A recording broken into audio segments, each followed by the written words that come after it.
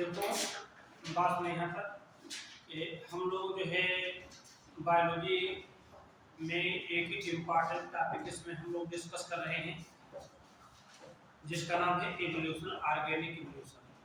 हमने different evidences को हमने डिस्कस किया है, जैसे कि evidences from taxonomy, evidences from comparatively anatomy, evidences from connecting link, different types connecting link animal हमने पढ़ाए हैं, जो ये शो करते हैं कि एक ग्रुप से दूसरे ग्रुप के एनिमल्स कैसे डेवलप हुए हैं, उनमें क्या एक प्रकार का परिवर्तन आया है, कैसे वो एडाप्ट हो गए हैं। जैव विकास की परिभाषा तो हम सब लोग जानते हैं कि लोअर और सिंपलेस्ट ऑर्गेनिज्म में होने वाला वो चेंजेज, धीरे धीरे चेंजेज, जिससे क्या होता है कि हायर और कॉम्प्लिकेटेड ऑर्गेनिज्म विकसित हो जाते हैं। इसी को क्या कहते हैं? ऑर्गेनिक इवोल्यूशन कहते हैं। जो आज नया हम टॉपिक पढ़ने जा रहे हैं, जो ऑर्गेनिक इवोल्यूशन के एविडेंसेस से रिलेटेड है, क्या नाम है? सबसे पहले उस टॉपिक का नाम डालेंगे एविडेंसेस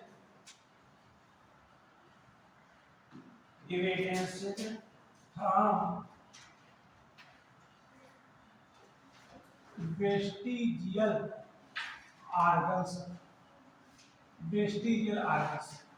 वेस्टिजियल ऑर्गन्स जिसको हिंदी में कहते हैं अवशेषी अंग, क्या कहते हैं? तो सबसे पहले जाने कि वेस्टिजियल ऑर्गन है क्या। तो जो वेस्टिजियल ऑर्गन है,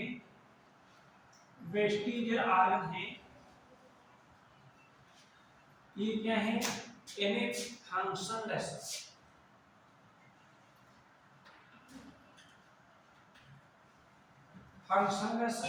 एंड अंडर डेवलप्ड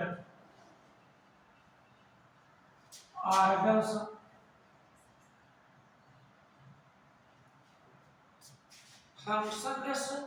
फंक्शनल नहीं मैंने बताया है।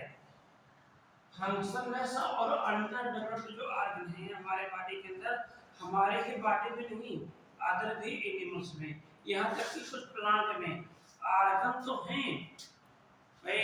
ये तो हम सब लोग जानते हैं कि भगवान ने जो भी हमारे शरीर के अंदर अंग बनाए हैं, उनका कोई ना कोई काम है, लेकिन फिर भी हमारे शरीर के अंदर ऐसे बहुत से ऑर्गन तो हैं, लेकिन हम उनका उपयोग दैनिक जीवन में नहीं करते, यानी वो काम के नहीं है। तो जब काम के नहीं है तो धीरे धीरे वो अंडर डेवलप हुए। एक लैमार्क नामक वैज्ञानिक का नाम तो हम सब लोगों ने सुना होगा ना। उन्होंने क्या बताया था कि जीवधारी जिन अंगों का उपयोग अधिक करता है, वो अंग क्या होते हैं? अधिक विकसित होते हैं, अगली पीढ़ी में ज्यादा डेवलप हो जाते हैं। लेकिन जिन अंगों का उपयोग जीवधारी नहीं करता है, तो वो अंग धीरे धीरे निष्क्रिय हो जाते हैं। क्या हो जाते हैं? निष्क्रिय हो जाते हैं। और फिर वो वेस्टिजियल ऑर्गन यानी अवशेषी अंग के रूप में बदल जाते हैं। भाई हम सब लोग इतना तो जानते हैं ना, कहते ना चलते फिरते रहिए, कहते ना चलते फिरते रहिए, नहीं तो क्या होंगे? हम बैठ जाएंगे, आराम ज्यादा करेंगे तो हमारे अंग काम करना बंद कर देंगे। ऐसा हम लोगों ने सुना है, नहीं सुना है? बोलो भाई। वही चीज यहाँ भी है।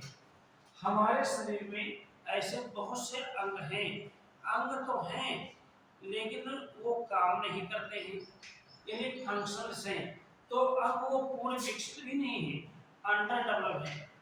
बस ऐसा नहीं, कभी ये अंग पूर्ण विकसित रहे होंगे, इनका हम उपयोग भी करते रहे होंगे, लेकिन जैसे जैसे परिस्थितियां बदली और उन परिस्थितियों को बदलते हुए हमने उन अंगों का उपयोग धीरे धीरे कम करना शुरू कर दिया।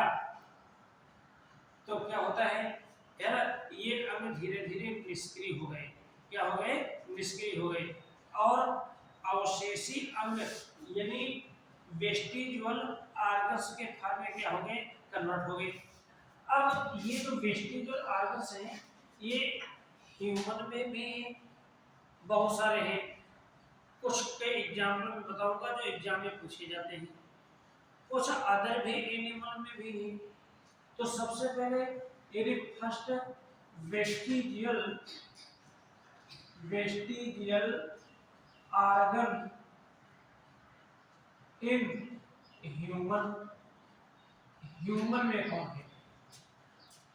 तो फर्स्ट जो आर्गन है उसका नाम है tail vertebrae. Tail vertebrae, tail vertebrae जिसको हम कॉक्सिक कहते हैं, कॉक्सिक कहते हैं। हम सब बच्चों को जानकारी है, सबको जानकारी है कि प्राइमेट्स में ह्यूमन एकमात्र ऐसा प्राणी है जिसमें पूंछ नहीं होती है, टेल नहीं होती है। भाषांतर, टेल का काम क्या होता है? शरीर का संतुलन बनाए रखना। लेकिन मैं अपने अपने शरीर का संतुलन किससे बनाता हूं? मैं अपने पैरों से, अपने कान से बनाता हूं। भाषांतर, तो यानी टेल का उपयोग धीरे धीरे कम होता गया। आपने ध्यान दिया होगा कि हमारे जो एंसेस्टर हैं जिनको हम एप्स कहते हैं, कभी कहते हैं, उनमें आज भी कुछ पाई जाती है, पाई जाती नहीं, पाई जाती है, ठीक है, हमारे में नहीं पाई। लेकिन पूंछ का निर्माण करने वाली, टेल का निर्माण करने वाली वर्टिब्री आज भी प्रेजेंट नहीं, प्रेजेंट है। वर्टिब्रल कॉलम की स्ट्रक्चर पढ़ते हैं तो ये सर्वाइकल रीजन है, ये थोरेसिक रीजन है, ये लंबर रीजन है, ये सैक्रल रीजन है और कॉक्सिक रीजन है। तो बताइए भाई, जब टेल हमारे में पाई ही नहीं जाती है तो इन टेल वर्टिब्री का क्या उपयोग है? भाषांतर, टेल वर्टिब्री का क्या उपयोग? कोई उपयोग नहीं है। ठीक, तो ये क्या है? एक वेस्टिजुअल आर्गन के रूप में है, अवशेषी अंगों के रूप में पाई जाती है। इसका मतलब क्या हुआ कि ये टेल वर्टिब्री का पाया जाना ये शो करता है कि हमारे जो एंसेस्टर हैं रहे होंगे वो पूंछ वाले रहे होंगे, लेकिन धीरे धीरे इनका यूज क्या होता गया? ये कम होता गया। बात खत्म। और ये वेस्टिजुअल आर्गन के फॉर्म में कन्वर्ट हो गई। सेकंड जो है एक इंपॉर्टेंट, जिसको कहते हैं नेक्टेटिंग मेम्ब्रेन। नेक्टेटिंग मेम्ब्रेन, नेक्टेटिंग मेम्ब्रेन, ये जो नेक्टेटिंग है ना मेम्ब्रेन है, इसको हम प्लीका सेमिलुनेरिस या कभी कभी इसको हम थर्ड आई लिड के नाम से जानते हैं, तीसरी पलक के नाम से जानते हैं। आखिर ये है क्या? आपने देखा होगा कि जल में रहने वाले जो एनिमल होते हैं जैसे फ्रॉग, फिशेज और भी हैं, तो इनके आंख के ऊपर, आई के ऊपर ये जो कार्निया होती है बेटा ना, इस कार्निया के ऊपर एक ट्रांसपेरेंट लेयर होती है और उस लेयर को क्या कहते हैं? नेक्टेटिंग मेम्ब्रेन कहते हैं। क्या कहते हैं? इन जंतुओं को कहाँ रहना पड़ता है बेटा? जल में रहना पड़ता है। तो जल में कितनी गंदगी होती है तो ये तो आप वहां लगा रहे हैं।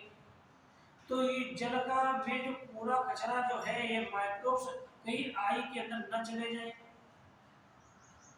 तो ये जो नेक्टेटिंग मेम्ब्रेन है ना, इन एक्वाटिक एनिमल्स में जलीय जंतुओं की जो आई होती है उनकी प्रोटेक्शन करते हैं। लेकिन यदि मैं अपनी आई को देखूं, तो आपने देखा होगा ये जो आई की स्ट्रक्चर है यहाँ पर, देखना ये आई की स्ट्रक्चर है, तो यहाँ पर देख रहे हैं ना इस प्रकार की, देखिए इस प्रकार की एक पिंक कलर की, थोड़ा ध्यान दीजिएगा, पिंक कलर की यानी एक सेमी सर्कुलर मेम्ब्रेन हमको दिखाई देती है, और इसी मेम्ब्रेन को हम क्या कहते हैं, प्लीका सिंगुलेरिस कहते हैं। ये एक नेक्टेटिव मेम्ब्रेन है भाई, हम लोग तो जल में नहीं रहते, टेरेस्ट्रियल हैं, तो ये नेक्टेटिव मेम्ब्रेन हमारे में क्यों पाए जाते हैं, मतलब कहीं न कहीं ये नेक्टेटिव मेम्ब्रेन डेवलप रही होगी हमारे में। हमने एम्ब्रियोनिक डेवलपमेंट पढ़ाया, बच्चों नहीं पढ़ाया है, और हमने बताया है कि जो डेवलपिंग एम्ब्रियो है ये मदर के यूट्रस में एक फ्लूइड होता है एम्ब्रियन फीटल मेम्ब्रेन, और ये जो डेवलपिंग फीटस के बीच में फ्लूइड भरा होता है जिसको एम्ब्रियोटिक फ्लूइड कहते हैं, उसमें तैरता रहता है, तो है तो पानी ही, बोलो भाई, तो यदि हम पानी में वो आंख बिल्कुल खुली रहेगी तो आंख डैमेज हो सकती नहीं हो सकती है, तो इसका मतलब क्या हुआ कि एम्ब्रियोनिक डेवलपमेंट में ये नेक्टेटिव मेम्ब्रेन है, लेकिन बाद में धीरे धीरे क्योंकि बाहर मेम्ब्रेन आ जाता है ना, तो धीरे धीरे क्या हो जाती है अंडर डेवलप, जब एक बच्चा जन्म लेता है तो आपने देखा होगा कि ये जो है मेम्ब्रेन ज्यादा डेवलप होती है, लेकिन धीरे धीरे वो रिड्यूस हो जाती है। तो प्लेका सिंगुलेरिस का पाया जाना इस बात को प्रूव करता है कि ह्यूमन का जो डेवलपमेंट किसी ऐसे पूर्वजों से हुआ होगा, ऐसे एंसेस्टर से हुआ होगा ना जो एक्वाटिक रहे होंगे। क्लियर है ना यहाँ पर, ठीक है। यही नहीं, एक थर्ड एग्जांपल बहुत ही इंपॉर्टेंट है जिसको कहते हैं vermiform appendix. Vermiform है ना अपेंडिक्स, वर्मी फार्म अपेंडिक्स, ये जो वर्मी फार्म अपेंडिक्स है क्या, और साथ में इससे है सेकम, सेकम ये जो हर्बीवोरस मैमल होते हैं, हर्बीवोरस मैमल मतलब क्या होता है, शाकाहारी, जैसे कि गाय भैंस बकरी है ना इस प्रकार में, तो इनमें सेलुलोज का डाइजेशन करने के लिए एक स्ट्रक्चर होती है जिसको हम सीकम कहते हैं। क्या कहते हैं बेटा, बोलो, सीकम कहते हैं। सेलुलोज का डाइजेशन किसमें होता है, सीकम में होता है, तो उसमें तो ये फंक्शनल है वो, क्योंकि सेलुलोज का डाइजेशन किसमें होता है, सीकम में होता है। लेकिन ह्यूमन की मैं बात कर रहा हूँ, ह्यूमन सेलुलोज प्लांट में होता है, सब बच्चों को जानकारी है। हम जो प्लांट मटेरियल खाते हैं ना, तो उसको पका करके खाते हैं, तो सेलुलोज की मोर अमाउंट डाइजेस्ट वही होते डिजॉल्व हो जाती है, तो हमें सेलुलोज को डाइजेस्ट करने की कोई आवश्यकता नहीं है। लेकिन फिर भी हम देखते हैं कि जो स्मॉल इंटेस्टाइन और लार्ज इंटेस्टाइन के जंक्शन पर ये सीकम होती है, और सीकम से जुड़ी हुई एक वार्म लाइक स्ट्रक्चर होती है जिसको वर्मी फार्म अपेंडिक्स कहते हैं, वार्म लाइक होती है, इसी उसको क्या कहते हैं।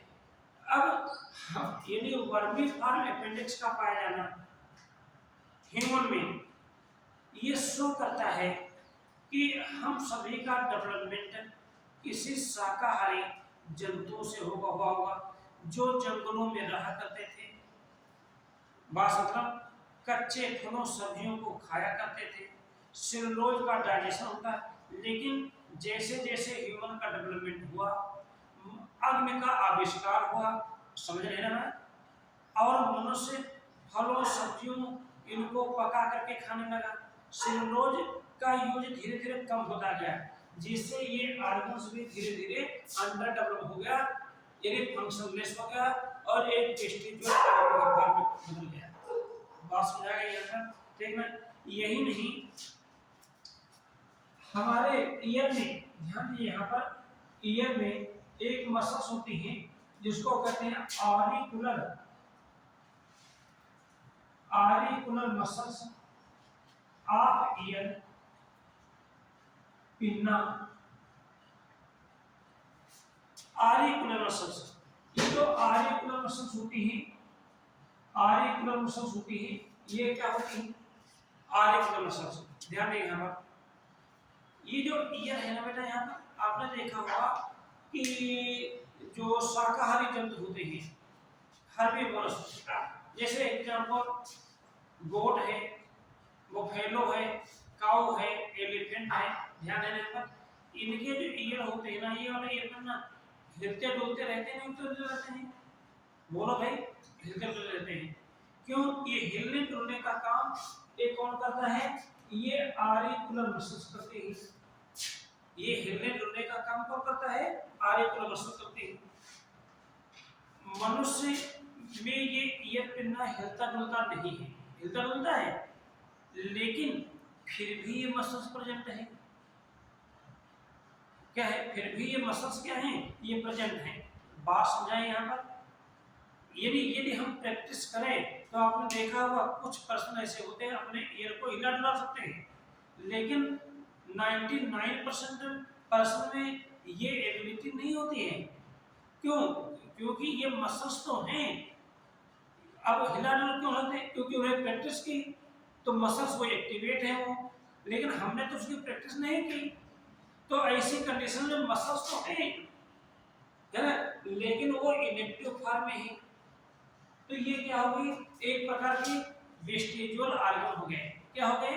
वेस्टिजुअल ऑर्गन हो गए। ध्यान दीजिए यहाँ पर, हमारे जो बॉडी में पाए जाने वाले जो हेयर्स हैं, बॉडी हेयर्स, ह्यूमन को छोड़ करके जो अदर एनिमल्स हैं उनमें देखा होगा कि पूरी बॉडी पर घने बाल पाए जाते हैं। ये बाल क्या करते हैं? एक इंजुलेटर जैसा काम करते हैं, ताप नियंत्रक होते हैं वो। समझ में आया यहाँ पर? ये तो मायने रखते हैं, लेकिन जनरली ह्यूमन बॉडी की स्ट्रक्चर देखा जाए तो उसमें हेयर कुछ ही ऑर्गन होते हैं, वहां पर भी बिल्डअप होते हैं, बाकी सब रोए ही होते हैं। लेकिन फिर भी ये कुछ व्यक्तियों को देखा जाए तो उनके शरीर में बहुत सारे बाल होते हैं, होते नहीं होते हैं। तो हमारे बॉडी के इंसुलेटर करने का काम ये हेयर नहीं करते। तो हेयर जो का पाया जाना, यानी हेयर एक प्रकार के क्या है? वेस्टिजुअल ऑर्गन है। समझ गया है? क्या है ये? वेस्टिजुअल ऑर्गन है। समझ में चीज आ गई यहाँ पर?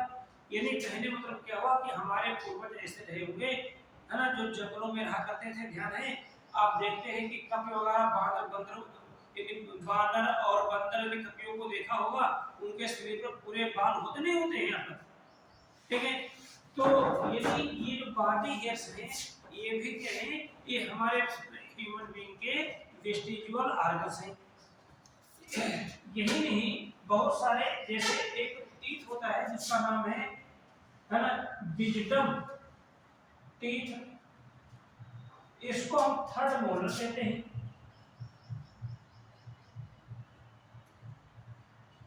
थर्ड मोलर कहते हैं। क्या कहते हैं? थर्ड मोलर कहते हैं। आपने देखा होगा, ध्यान दीजिए यहाँ पर कि हमारे जो दांत होते हैं 4 प्रकार के होते हैं, इंसाइजर, कैनाइन, प्रीमोलर और मोलर। मोलर की संख्या एक जबड़े में 3 जोड़ी होती है, एक और 3 दांत होते हैं, होते नहीं होते हैं। लेकिन जो लास्ट का होता है मोल, वो थर्ड मोलर कहलाता है, जिसको हिंदी में कहते हैं क्या? अकलदाढ़। थर्ड मोलर ये कब निकलता है? जब एज लमसम 24 ईयर्स होती है तक निकलता रहता है। इसका फूड के ग्राइंडिंग में कोई रोल है ही नहीं, ये फूड को ग्राइंडिंग नहीं करता। ग्राइंडिंग करने का काम और प्रीमोलर मोलर जो पहले होते हैं, फर्स्ट और सेकंड मोलर, ये करता है, थर्ड मोलर नहीं करता। जब ये काम ही नहीं करता गुना करके भाषा पर, तो ये क्या है? प्रेजेंट तो है, लेकिन एक वेस्टिजुअल ऑर्गन के रूप में प्रेजेंट है, ठीक है? हमारे जो कैनाइन टीथ होते हैं, यही नहीं, ये जो कैनाइन टीथ होते हैं,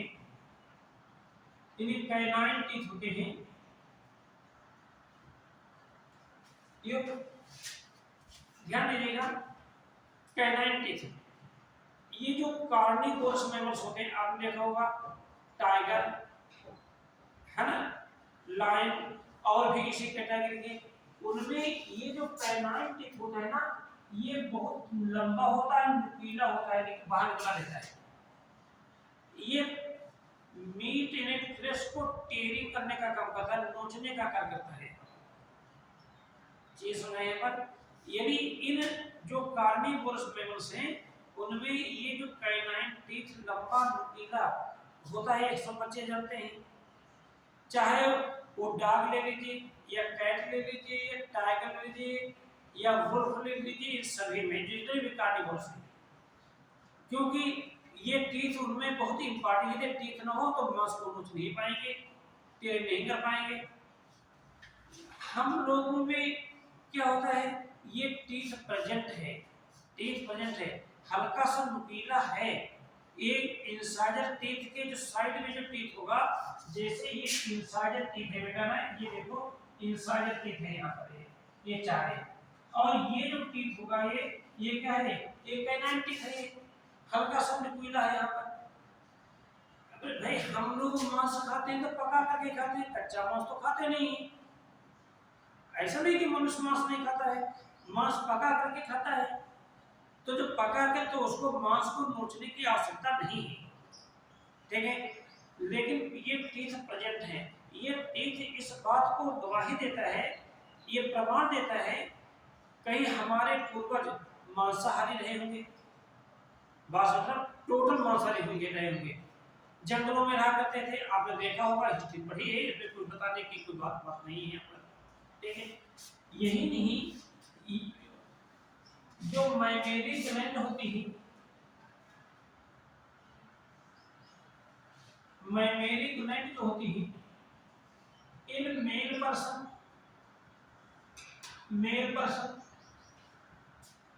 मैमेरी ग्लैंड का पाया जाना मैमल का एक स्पेसिफिक फीचर है, ये हम सब बच्चे जानते हैं।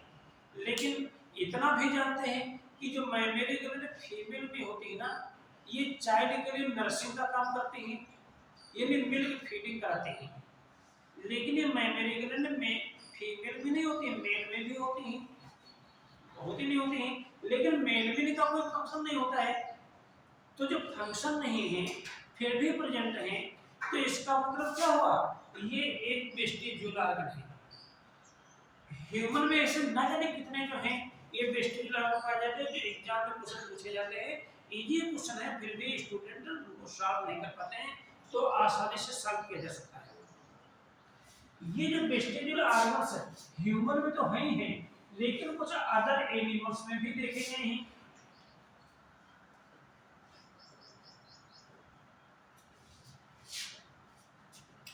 Vestigial organs in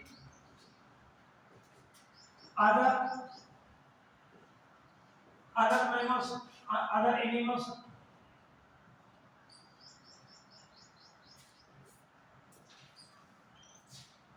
other animals। अब देखा जाए कि स्प्लिंट बोन, इसका सबसे अच्छा एग्जाम्पल स्प्लिंट बोन इन हॉर्स घोड़े में पाई जाने वाली स्प्लिंट बोन। आज हम जानते हैं ना, ये जो हॉर्स है ना बेटा ना, इसमें केवल एक ही उंगली जमीन को टच करती है, मेरे पास नहीं आता। जो एक फास्ट रनिंग करने में एडाप्ट होती है, लेकिन यदि मैं पैलेंटोलॉजी की मैं बात करूं आगे, मैंने हॉर्स के सिस्टम की मैं बात करूं, तो हॉर्स के इस सिस्टम में फोरलिम्ब हिंड लिम्ब, फोरलिम्ब में ये 5 और हिंड लिम्ब में 4 डिजिट्स प्रेजेंट थी, लेकिन ये जमीन को टच नहीं करती थी। ये रनिंग करने में इनका यूज नहीं होता था। तो जब इनका यूज नहीं होता था तो धीरे धीरे ये इनएक्टिव फॉर्म में होती गई और स्किन में दब गई। वो दबी हुई डिजिट्स आज भी हॉर्स में देखी जाती है। जब इनका कोई फंक्शन नहीं है तो ये क्यों प्रेजेंट है, तो स्प्लिट बोन इनहार्स क्या है, एक प्रकार के वेस्टिजियल ऑर्गन है। बच्चों उस बात समझ आए पर। फिर सेकंड ग्रैंडल इन पाइथन। पाइथन क्या है बोलो भाई, पाइथन का नाम सुना है, स्नेक है, नॉन पॉइजनस स्नेक है। ग्रैंडल, ये जो ग्रैंडल होती है ना मेरे पास यहाँ पर, ये फोर लिम्ब और हिंड लिम्ब को जोड़ने का कार्य करते हैं। ये हमारे हाथ हैंड के बोन्स जो रहते हैं एक ग्रैंडल के थ्रू, जिसको कहते हैं पेक्टोरल ग्रैंडल, क्या कहते हैं, और हिंड लिम्ब्स अटैच रहती हैं पेल्विक ग्रैंडल से। किस अंदर रहती हैं, पेल्विक ग्रैंडल का काम क्या बताया मैंने, यदि लिम्ब को फोर लिम्ब हिंड लिम्ब को जोड़ना, फोर लिम्ब हिंड लिम्ब को जोड़ना भाषा पर। लेकिन ये हम पाइथन की स्ट्रक्चर पाइथन के देखें तो इन्हीं पाइथन जो होते हैं ये एक क्रीपिंग एनिमल है, रेंग करके चलने वाले हैं, रेंग रेंग करके। इसमें लेग नहीं होते हैं, लिम्बलेस रेप्टाइल्स हैं तो रेप्टाइल्स क्या है, ये लिम्बलेस रेप्टाइल्स हैं, बिना पैरों। लेकिन पाइथन में ग्रैंडल प्रेजेंट होती है। तो बताइए भाई आप लोग, जब ये में बिना पैर वाले हैं तो ग्रैंडल का काम क्या है, ग्रैंडल होनी चाहिए, नहीं होनी चाहिए, फिर भी है। इसका मतलब क्या हुआ कि स्नेक के पूर्वज, ठीक है ना, स्नेक के पूर्वजों में एंसेस्टर में लेग हुआ करते थे, लेकिन स्नेक इन लेग का यूज चलने फिरने में नहीं करते थे, बल्कि इनको चलने फिरने में ये रुकावट भी डालती थी। तो यूज ना होने के कारण धीरे धीरे इनएक्टिव फॉर्म में हो गई और ये डिस्ट्रॉयड हो गई। ग्रैंडल का पायदान ये शो करता है। आपने देखा होगा कि जो बर्ड्स होते हैं ना, ये उड़ते हैं, उड़ते हैं नहीं उड़ते हैं, और उड़ने का काम कौन करता है बर्ड्स में, भाई बर्ड्स में ऐसी कौन सी स्ट्रक्चर होती है जो उड़ने का कार्य करती हैं, विंग्स, यही तो होते हैं ना, विंग्स की प्रेजेंस में ही तो उड़ते हैं। यदि विंग्स न हो तो क्या उड़ पाएंगे, नहीं उड़ पाएंगे। लेकिन कुछ ऐसे बर्ड हैं जो बिल्कुल नहीं उड़ते हैं, बात समझ रहे, उनको क्या कहते हैं, फ्लाइटलेस बर्ड कहते हैं, उनमें भी विंग्स प्रेजेंट होते हैं। तो विंग्स इन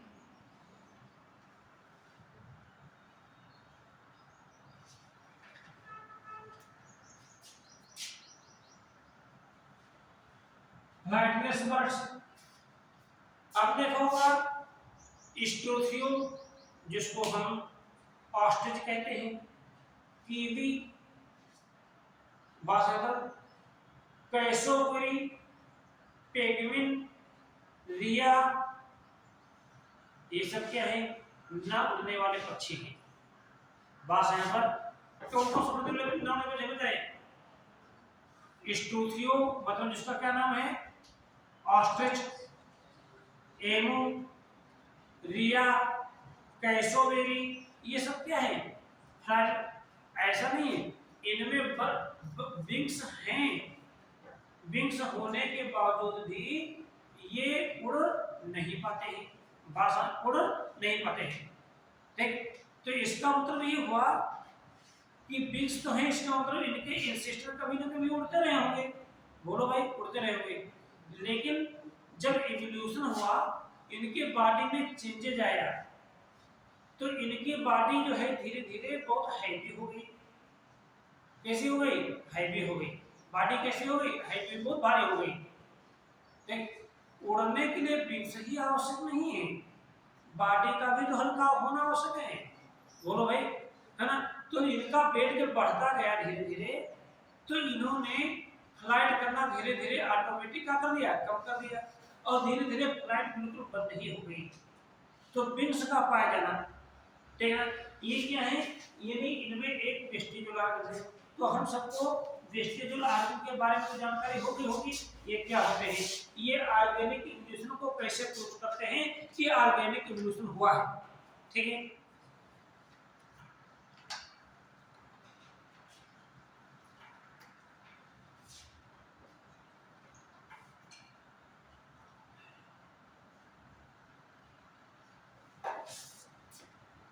चलिए जो अगला एविडेंस है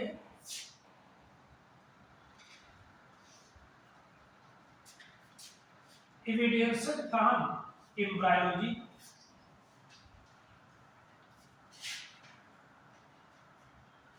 एविडेंसेस फ्रॉम एम्ब्रायोलॉजी। हम सब लोगों ने एम्ब्रायोलॉजी को डिटेल में पढ़ा है, ह्यूमन की एम्ब्रायोलॉजी।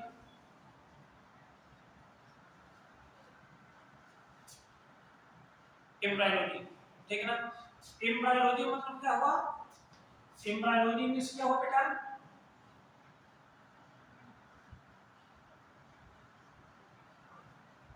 यानी स्टडी ऑफ एम्ब्रायोज,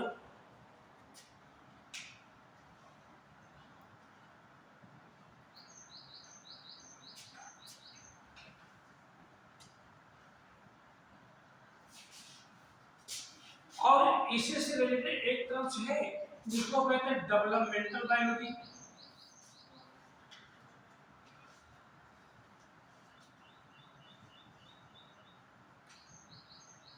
ये डेवलपमेंटल बायोलॉजी मतलब क्या हुआ?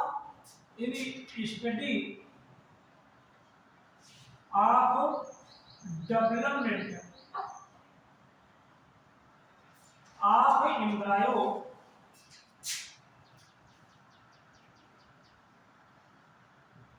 In various groups of animal.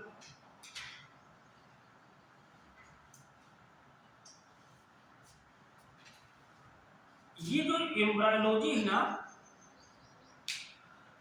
ये भी ये शो करते हैं कि इवोल्यूशन हुआ है, इवोल्यूशन से रिलेटेड है। कहीं ना कहीं एम्ब्रायोलॉजी का रिलेशन भी ऑर्गेनिक इवोल्यूशन से कुछ आता है।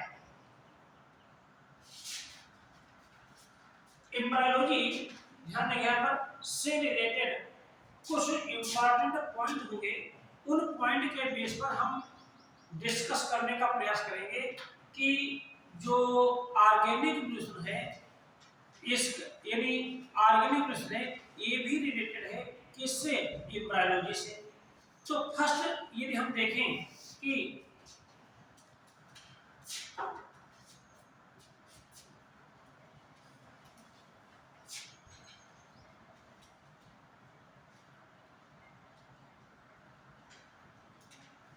सिमिलरिटी इन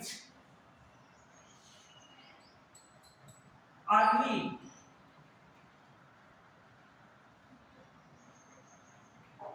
एम्ब्रियोनिक डेवलपमेंट,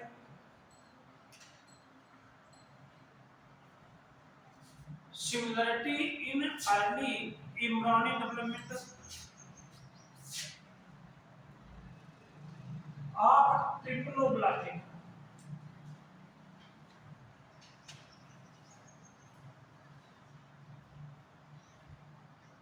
ट्रिप्लोब्लास्टिक एनिमल्स क्या होते हैं? जिनमें 3 जर्म लेयर होते हैं। और ट्रिप्लोब्लास्टिक एनिमल्स कहां से स्टार्ट होते हैं? ये जो ट्रिप्लोब्लास्टिक एनिमल्स होते हैं, ट्रिप्लोब्लास्टिक जो एनिमल्स होते हैं, ये कहां से स्टार्ट होते हैं? कौन बताएगा भाई? ये फाइलम प्लेटिहेल्मिन्थीन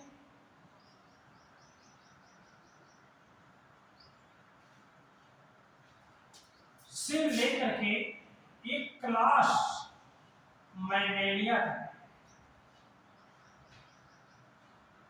क्लास मैमेलिया तक ये जितने भी एनिमल्स होते हैं वो ट्रिप्लोब्लास्टिक होते हैं, क्योंकि इनमें 3 जर्म लेयर बनती है, एक्टोडर्म, मेसोडर्म और एंडोडर्म।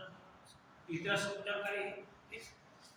अब इनका जो अर्ली डेवलपमेंट देखा जाए तो हम सब बच्चे जानते हैं फर्टिलाइजेशन के बाद क्या बनता है?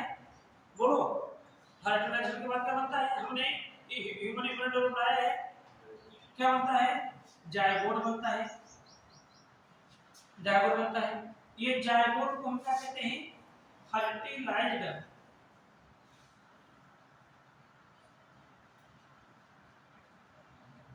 एग कहते हैं। कहते नहीं कहते हैं?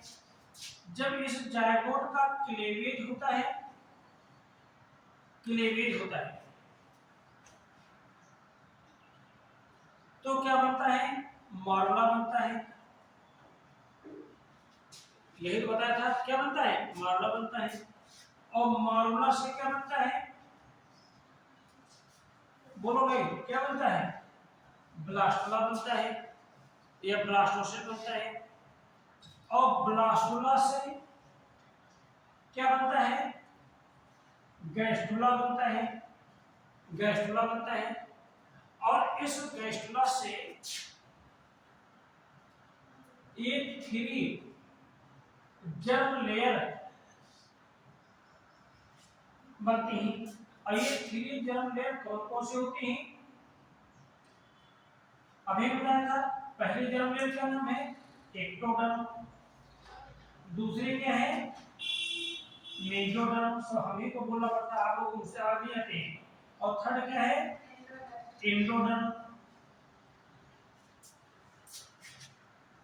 ठीक है, ये हमने इम्ब्रायोनिक डेवलपमेंट किसे पढ़ा है?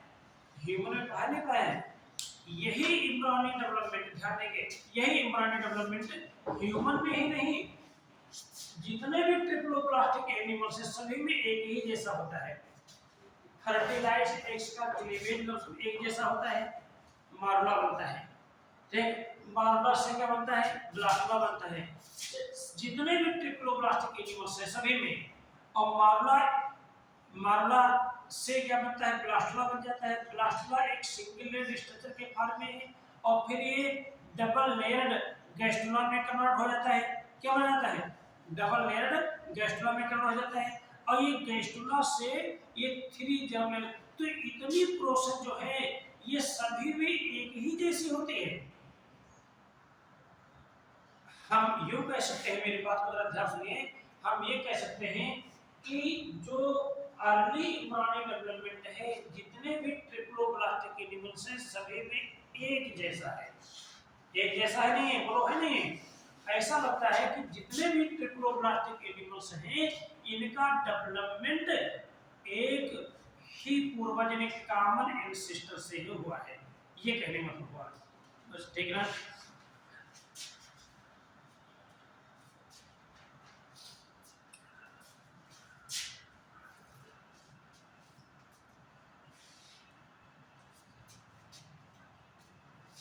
जो सेकंड पार्ट क्या आएगा इसका, कैसे हम क्लोज करेंगे?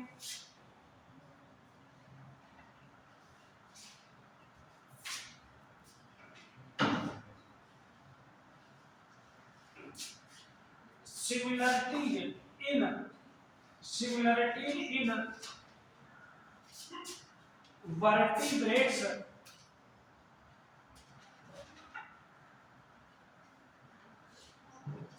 embryo,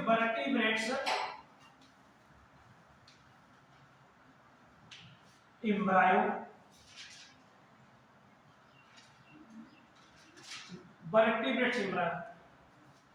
तो हम जानते हैं ना कि वर्टिब्रेट कहां से स्टार्ट होते हैं? जिनमें वर्टिब्रेट होता है, जिनमें वर्टिब्रेट कॉलम होता है, ठीक है ना? जैसे कि यानी फिशेज से, यानी क्लास फिशेज, क्लास एम्फीबिया, फिर क्या है? क्लास रेप्टिलिया है यहां पर, फिर क्या है? क्लास एप्स है, और फिर क्या है? क्लास मैमेलिया है। यही तो है ना? इन सबके एम्ब्रायो को स्टडी करें, इन सबके एम्ब्रायो की स्टडी करें प्रिमिटिव स्टेज में। चाहे किसी फिश का एम्ब्रायो ले लें, या किसी एम्फीबियन का एम्ब्रायो ले लें, फ्रॉग, टोड, सैलामेंडर किसी का भी ले लें, किसी रेप्टाइल्स का एम्ब्रायो ले लें, किसी बर्ड का ले लें, किसी मैमल यानी ह्यूमन का ले लें, इन सबके एम्ब्रायो को लेकर के एक यानी फोटोग्राफ लगा दीजिए, सबके फोटोग्राफ लगा दीजिए। ये नहीं लगा होगा उसमें किसका एम्ब्रायो है, तो हम बिना जान नहीं पाएंगे कि कौन सा एम्ब्रायो किसका है। ठीक, क्यों नहीं जान पाएंगे? क्योंकि इन सभी में कुछ फंडामेंटल कैरेक्टर प्रेजेंट होंगे, जैसे कि प्रेजेंस ऑफ नोटोकार्ड, नोटोकार्ड सभी में प्रेजेंट होगी। सभी में क्या होगा? Presence of dorsal tubular nerve cord present होगी।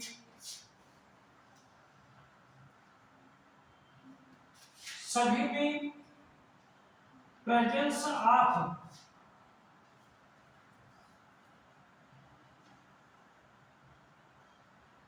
Pharyngeal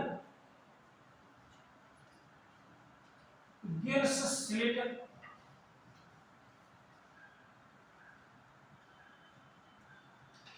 presence of tail. अब ध्यान दीजिएगा, हमने तो एम्ब्रायो फिश का भी लिया है, एम्फीबिया का लिया है, और किसका लिया है बेटा? रेप्टिलिया का लिया है, किसी बर्ड का लिया है, किसी मैमल का लिया, ह्यूमन का लिया है। तो अलग अलग एम्ब्रायो होने के बावजूद भी, अलग अलग ग्रुप के एम्ब्रायो होने के बावजूद भी इनमें फंडामेंटल कैरेक्टर्स एक जैसे हैं, उनमें सिमिलरिटीज है।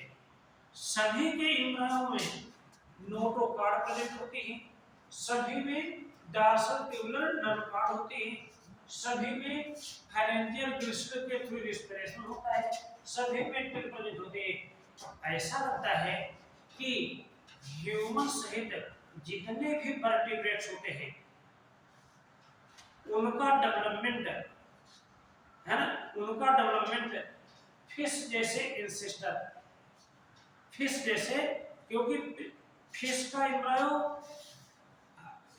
सिमिलरिटी है ना, तो फिश जैसे इंसिस्टर से हुआ है। चीज सुने यहाँ पर। ठीक, यही नहीं है ना,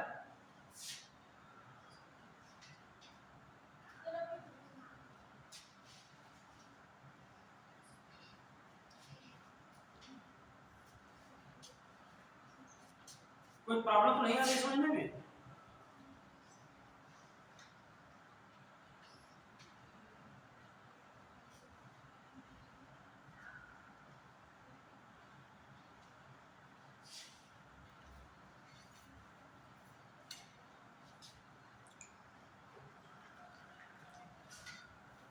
हो गया बेटा? बोलो। हम देखते हैं, ध्यान देंगे यहाँ पर एक कंडीशन आती है लार्वल स्टेज में। ठीक है, ध्यान देंगे। इन्हीं जो थर्ड एग्जांपल है उसको कहते हैं टेडपोल कंडीशन। टेडपोल कंडीशन, ये टेडपोल कंडीशन क्या होती है? आपको ध्यान है ना कि जो फ्रॉग का जो लार्वा होता है वो क्या कहलाता है? टेडपोल कहलाता है। Larva of the frog is called tadpole. यानी टेडपोल क्या है यहाँ पर? ये क्या है? लार्वा ऑफ फ्रॉग है।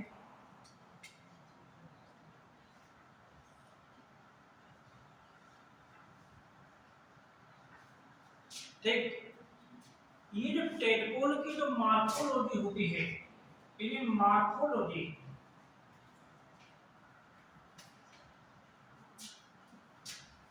इज सिमिलर एक कॉमन फिश, एक सामान्य मछली के समान होते हैं। टेडपोल को छोटी छोटी मछलियों में हम डाल दें तो हम जान ही नहीं पाएंगे कि टेडपोल है या फिश है। यहाँ टेडपोल की मॉर्फोलॉजी कैसी होती है? एक फिश जैसी होती है। लेकिन एक जो अडल्ट फ्रॉग है ना, अडल्ट फ्रॉग उसकी मॉर्फोलॉजी टेडपोल से बहुत डिफर होती है। यानी कहने मतलब जो फ्रॉग होता है बिल्कुल कैसा होता है, ध्यान देंगे यहाँ पर, ये इस प्रकार का होता है कुछ।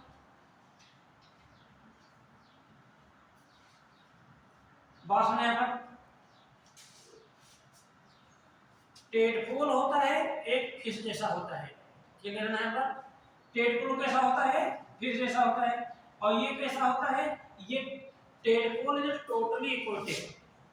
जैसे एक फिश की लाइफ एक्वाटिक होती है ना, तो टेडपोल की लाइफ कैसे होती है, एक्वाटिक होती है। रिस्पिरेशन गिल्स के थ्रू होता है। तैरने के लिए टेल फिन भी प्रेजेंट होते हैं जैसे फिश में होते हैं, ठीक है। और ये कैसा होता है, हर्बीवोरस नेचर होता है। इसकी एलिमेंट्री कैनाल बहुत लंबी होती है। लेकिन ध्यान दीजिए, जब यही टेडपोल फ्रॉग में चेंज होता है, यानी मेटामॉर्फोस क्रिया होती है, तो ये कुछ इस प्रकार के स्ट्रक्चर में चेंज हो जाता है। बॉडी इसकी जो होती है बोट शेप्ड हो जाती है, इसमें लंग्स डेवलप हो जाते हैं, ये टेरेस्ट्रियल लैंड पर आ जाता है, टेल इसकी गायब हो जाती है, टेल फिन गायब हो जाते हैं, बास रहने पर, ठीक है। और ये इंसेक्टिवोरस हो जाता है, कार्निवोरस हो जाता है, एलिमेंट्री कैनाल छोटी हो जाती है। फ्रॉग का लार्वा टेडपोल एक फिश जैसा है, और फिश को क्लास फिशेज में रखा गया है, और फ्रॉग को क्लास एम्फीबियम में रखा गया है। इसका मतलब ये हुआ क्या कि जो यानी क्लास जो फिशेज हैं, क्लास फिशेज से क्लास एम्फीबिया के एनिमल्स डेवलप हुए हैं। क्लास एम्फीबिया के एनिमल्स क्या है, ये डेवलप हुए हैं, ठीक है। न कि एम्फीबिया, न कि क्लास फिशेज का डेवलप है, बल्कि यानी क्लास फिशेज के जंतुओं से क्लास एम्फीबिया के जंतु डेवलप हुए हैं। ये बात समझाई यहाँ पर, ठीक। यही नहीं है ना, ध्यान देंगे यहाँ पर,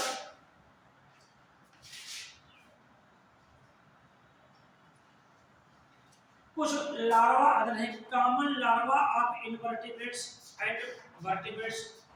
कुछ लार्वा ऐसे हैं जो इनवर्टिब्रेट में भी होते हैं और वर्टिब्रेट में भी होते हैं।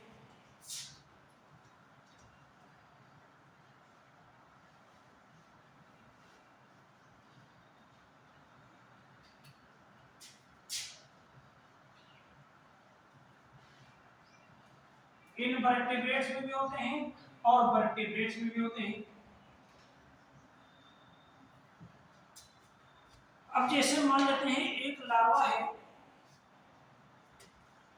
जिसका नाम है ट्रोकोफोर लार्वा। क्या नाम बेटा ये है, बोलो भाई, ट्रोकोफोर लार्वा। आप जानते हैं ना ट्रोकोफोर लार्वा कैसा बनता है, ये एनिलिडा में एक एनिमल है जिसको नेरिस कहते हैं, उसमें बनता है, यानी इन एनिलिडा में बनता है। यहाँ पर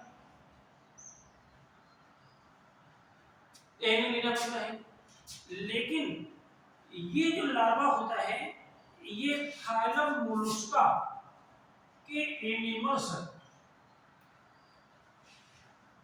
में भी बनता है। अभी कल ही हमने पढ़ाया है कि काइटन एक ऐसा एनिमल्स है जिसमें कुछ कैरेक्टर्स मोलस्का के हैं और कुछ एनिलिडा के हैं। तो ये ट्रोकोफोर लार्वा एनिलिडा में बनता है, एनिलिडा में किसमें, नेरिस में बनता है। और यहाँ पर है ना नियोपिलाइना, नियोपिलाइना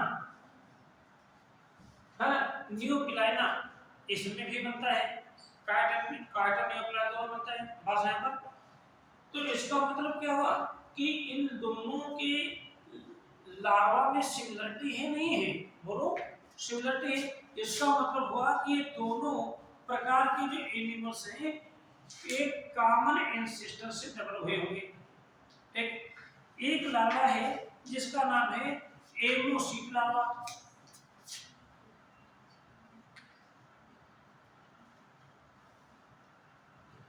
एमोसिट लार्वा। वैसे ये एमोसिट लार्वा ये साइक्लोस्टोमेट, साइक्लोस्टोमेट जिसका एग्जाम्पल है पेट्रोमाइजान, उसमें बनता है। किसमें बनता है? पेट्रोमाइजान बनता है। लेकिन है ना, ये जो लार्वा है यानी इसके जो मॉर्फोलॉजी है, यानी इसकी जो मॉर्फोलॉजी है यानी सिमिलर टू द एम्फियाक्सिस, एम्फियाक्सिस, एम्फियाक्सिस से मिलती जुलती है। एम्फियाक्सिस एक प्रोटोकार्डेट्स है। क्या है? प्रोटोकार्डेट्स है। एमोसिट लार्वा, ये पूछा गया है एमोसिट लार्वा किस रूप में बनता है, तो एनिमल का नाम यहाँ है पेट्रोमाइजान, पेट्रोमाइजान, पेट्रोमाइजान में बनता है। समझ है पर पेट्रोमाइजान बनता है। ठीक, तो एमोसिट लार्वा जो है, देखिए हमने कहा कॉमन लार्वा ऑफ इनवर्टिब्रेटेड वर्टिब्रेट्स, ये ट्रोपोफोर लार्वा ये एनिमिडा में बनता है, मोलस्का बनता है। यहाँ तक कि एकाइनोडर्मेटा में जो बाइपेन्नेलिया लार्वा बनता है उसकी भी मॉर्फोलॉजी देख, ये ट्रोपोफोर लार्वा जैसे होती है। एमोसिट लार्वा ये साइक्लोस्टोमेट्स में बनता है, और साइक्लोस्टोमेट का एग्जांपल क्या है? पेट्रोमाइजान है। क्या है? पेट्रोमाइजान है। समझ में चीज आ गई यहाँ पर? ठीक है, पेट्रोमाइजान है। ये जो है बिल्कुल इसके मॉर्फोलॉजी किससे मिलती है? एम्फियाक्सिस से मिलती है। तुम लोग समझ रहे हो हमारी बात है ना, कि बातें कर रहे हो? ठीक है, बस समझने का प्रयास करो। ठीक है, यानी इसकी मॉर्फोलॉजी किससे मिलती है? एम्फियाक्सिस से मिलती है। एम्फियाक्सिस क्या है? एक प्रोटोकार्डेट्स है। यानी एम्फियाक्सिस आपने देखा होगा कि हेमिकार्डेटा, यूरोकार्डेटा और सिफेलोकार्डेटा, ये जो एम्फियाक्सिस है ना क्लासिफाइड इनटू सिफेलोकार्डेटा, सिफेलोकार्डेटा। सिफेलोकार्डेटा का मतलब क्या हुआ? सिफेलो कहां से आया है? हेड से आया है। यानी कार्डेट कैरेक्टर्स किसमें होंगे? हेड वाले पोर्शन में होंगे। समझ आए पर? ठीक है,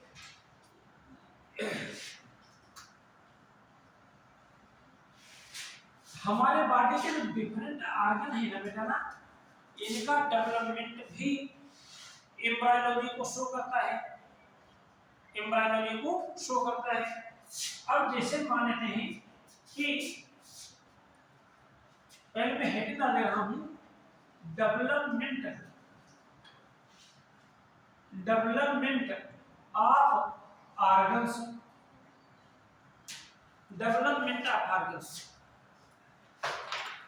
आज हम सब बच्चे पढ़ते हैं कि ह्यूमन का हार्ट या मैमल्स का हार्ट में कितने चैम्बर होते हैं? 4 चैम्बर होते हैं, यही तो पढ़ते हैं। यानी हम लोगों के हार्ट में कितने चैम्बर होते हैं? 4 चैम्बर। लेकिन सोचे जरा ध्यान से, जब एम्ब्रियोनिक डेवलपमेंट हुआ, 3 जर्म लेयर बनी, हार्ट बना, तो आपका शुरू का हार्ट जो बना वो 4 चैम्बर वाला था? बिल्कुल नहीं था। ठीक है, तो सबसे पहले जो हार्ट था, ध्यान दें यहाँ पर, एक कोनिकल स्ट्रक्चर, एक होलो, यानी जो हार्ट था यानी प्रिमिटिव हार्ट। मैं ऑर्गन्स में यहाँ पर हार्ट के बारे में बताना चाहता हूँ। ये जो हार्ट था प्रिमिटिव हार्ट, एक होलो ट्यूबुलर स्ट्रक्चर के फॉर्म में था, सबसे पहले बना। फिर ये क्या हो गया? फिर ये कोनिकल हो गया, यहाँ पर कोनिकल शेप हो गया यहाँ पर, यानी इसका ऐसे, इस प्रकार से ऐसे। ठीक है, यदि इसको हम रेडिमेंट्री हार्ट कहेंगे, रेडिमेंट्री हार्ट कहेंगे।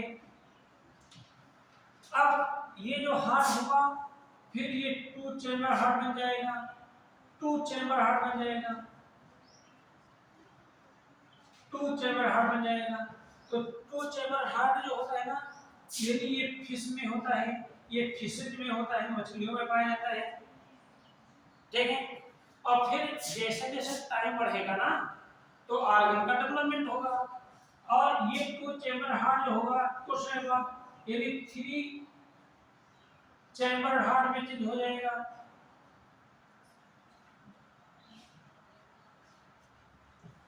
थ्री चैम्बर हार्ट में चेंज हो जाएगा। तो थ्री चैम्बर हार्ट जो होता है ये एम्फीबियन में होता है, ठीक है। फिर थ्री चैम्बर हार्ट से ये पार्सली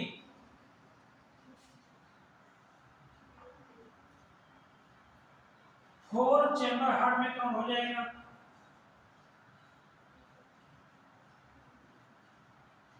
ये किसमें होता है? रेप्टेलियन में होता है। फिर ये हार्ट जो होता है ना, इसे टू ब्रांच होती बनती है और हार्ट कंप्लीटली फॉर्म में फोर चैम्बर डिवाइड हो जाएगा। यदि जो फोर चैम्बर का हार्ट होगा,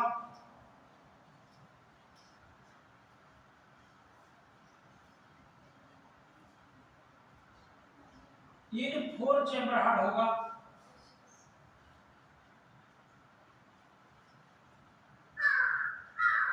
ये एक ये बर्ड में पाया जाएगा और मैमल्स में पाया जाएगा, मैमल्स में पाया जाएगा।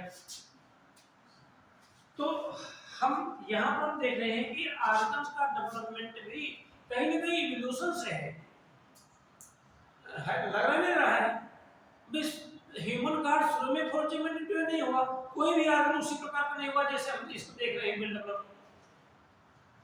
सबसे पहले इसका मतलब क्या हुआ कि ह्यूमन सहित जितने भी एनिमल्स हैं उनका डेवलपमेंट एक कॉमन एंसेस्टर से हुआ है। बात है मतलब यानी हार्ट का डेवलपमेंट भी इस बात को शो करता है कि हमारे एंसेस्टर मतलब हमारा जो इवोल्यूशन है हमारे एंसेस्टर से है, ये कहने मतलब हुआ। इस एम्ब्रायोलॉजी से रिलेटेड दो साइंटिस्ट के नाम भी बताऊंगा मैं आपको। एम्ब्रायोलॉजी से रिलेटेड टू जो है साइंटिस्ट हैं, ये साइंटिस्ट के नाम पूछे जाते हैं, ठीक है, जो एम्ब्रायोलॉजी से रिलेटेड है।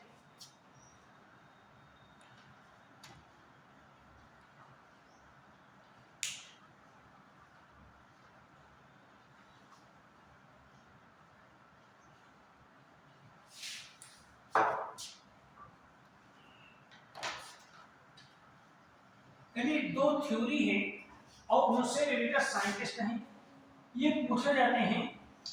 एक थ्योरी का नाम है रिकापिट्युलेशन थ्योरी, रिकापिट्युलेशन थ्योरी। ये जो रिकापिट्युलेशन थ्योरी है इसको प्रपोज किया था, इसको प्रपोज किया था एक साइंटिस्ट ने जिसका नाम था वॉन वेयर।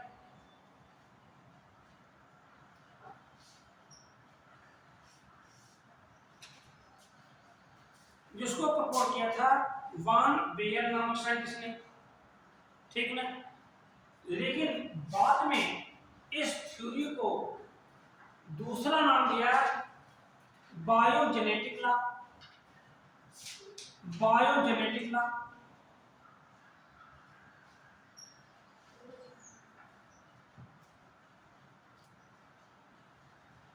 यदि बायोजेनेटिक लॉ पूछा जाए किसने प्रपोज किया था तो आपको लिखना होगा proposed by Ernest Hückel.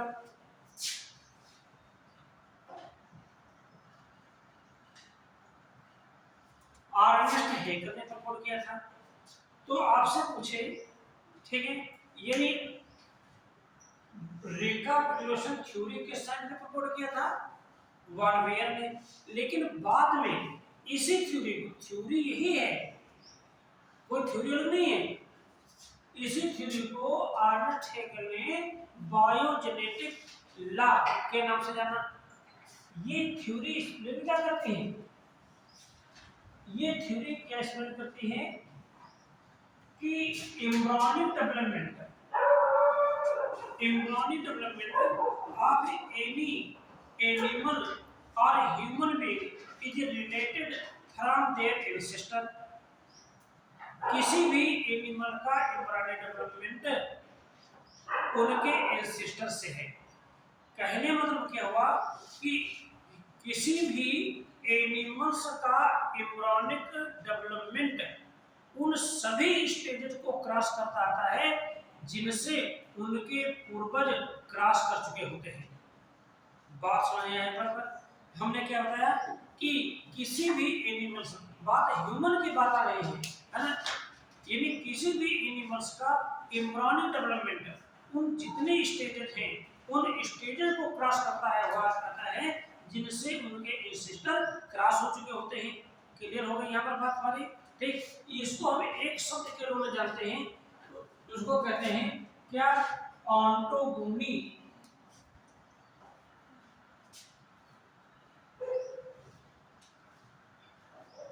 रिकापिटुलेट्स phylogeny.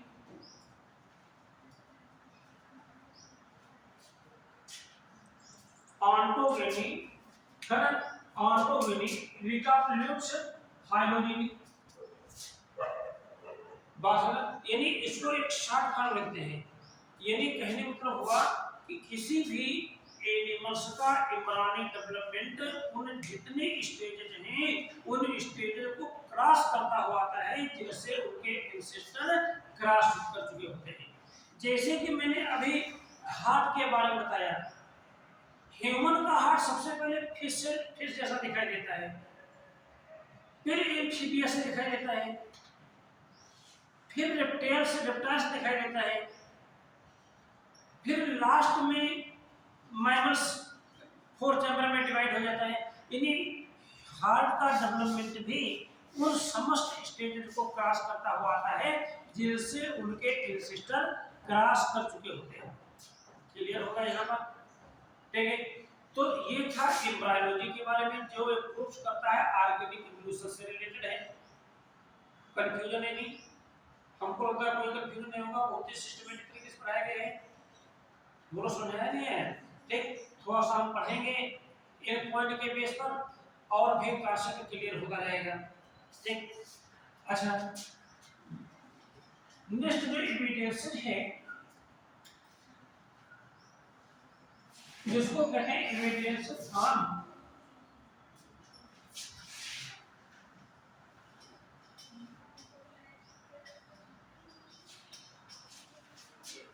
Evidence from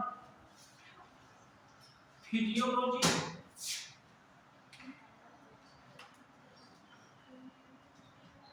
physiology है ना, बायोकेमिस्ट्री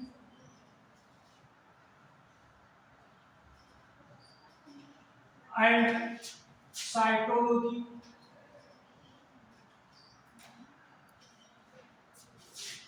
फिजियोलॉजी, बायोकेमिस्ट्री, साइटोलॉजी का रिलेशन भी ऑर्गेनिक इवोल्यूशन से रहा है।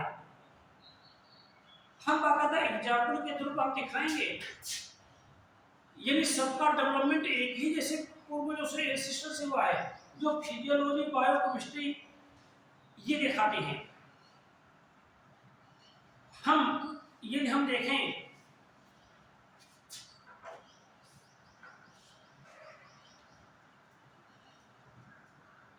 केमिकल कंपोजिशन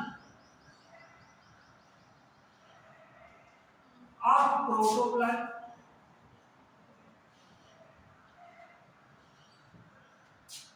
आपको पता है कि प्रोटोप्लाज्म क्या है? सेल के अंदर पाया जाने वाला है, क्या है? लिविंग फ्लूइड है। सेल्स लिविंग होते हैं क्यों? Due to presence of protoplasm. ठीक है, वैज्ञानिक शेक्सपियर ने क्या कहा था? Protoplasm is physical basis of life. Protoplasm is physical basis of life. ठीक, ये प्रोटोप्लाज्म हमारे ही सेल में नहीं रहता है, जितने भी सेल्स होते हैं लिविंग सेल्स सभी में रहता है। बस यहाँ पर तो प्रोटोप्लाज्म का यदि केमिकल कंपोजिशन को देखा जाए तो इसमें पाए जाने वाले ऑर्गेनिक यानी ऑर्गेनिक और इनऑर्गेनिक जो सबस्टेंस है कंपाउंड है वो लमसम उनका रेशियो सभी में एक ही जैसा रहता है। तो एक बात हो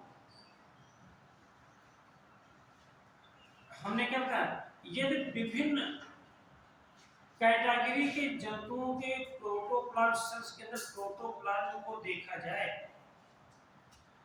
तो सभी का जो केमिकल कंपोजिशन है उसमें समानता देखने को मिलती है।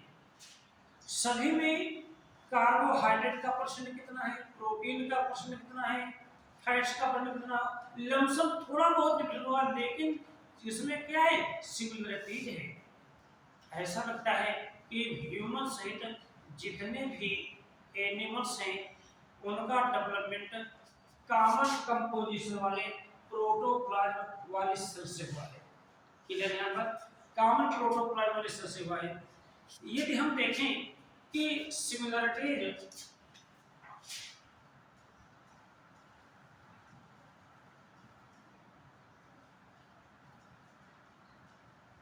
इन सेल स्ट्रक्चर, सेल ऑर्गेनेल,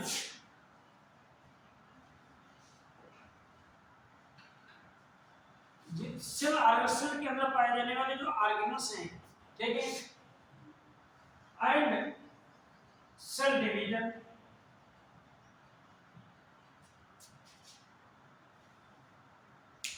अरे हम कोई भी सेल पढ़ें, चाहे प्लांट के सेल पढ़ें या एनिमल सेल पढ़ें, मैं एनिमल की बात कर रहा हूं, मैं प्रोटोजोआ से लेकर के और ह्यूमन की कोई भी सेल ले लें तो बताइए उस सेल में पहली लेयर क्या होगी, सेल मेम्ब्रेन होगी, होगी नहीं होगी, सभी में होगी।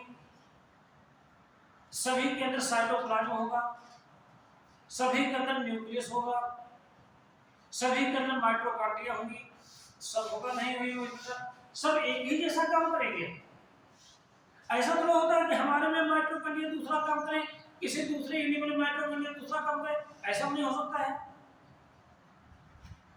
तो हम कहते हैं कि जो जितने भी ऑर्गेनिज्म हैं उनकी सेल की स्ट्रक्चर एक जैसी है, सेल ऑर्गेनल सब एक जैसे हैं, सेल डिवीजन सभी भी एक जैसा होता है, सेल डिवीजन माइटोसिस मियोसिस ये जो होगा ना, जो मियोसिस डिवीजन हमारे बॉडी में हो या किसी अदर एनिमल की बॉडी में हो, मियोसिस डिवीजन 1 से 4 सेल्स बनेंगे, ये सबको जानकारी है। क्रोमोसोम नंबर हाफ हो जाएगी तो क्या हमारे में हाफ हो जाएगी दूसरे में नहीं होगी, ऐसा नहीं है। माइटोसिस डिवीजन में क्या होता है, एक मदर सेल से 2 डॉटर सेल बनेगी लेकिन क्रोमोसोम की संख्या में कोई चेंज नहीं आएगा। तो कहने मतलब हुआ कि यदि हम साइटोलॉजिक स्टडी करें, सेल बायोलॉजिक स्टडी करें जिसमें cell structure, cell organelles, cell division उसके फंक्शन करें तो इसमें हमको क्या है इन्हें समानता इन्हें देखने को मिलती है, सिमिलरिटी जो होती है देखने को मिलती है। ऐसा लगता है कि जितने भी एनिमल्स हैं उनका डेवलपमेंट कॉमन एंसेस्टर से हुआ है। क्लियर होगा ना यहाँ पर हमारी बात? ठीक है, मान लेते हैं हम सिमिलरिटीज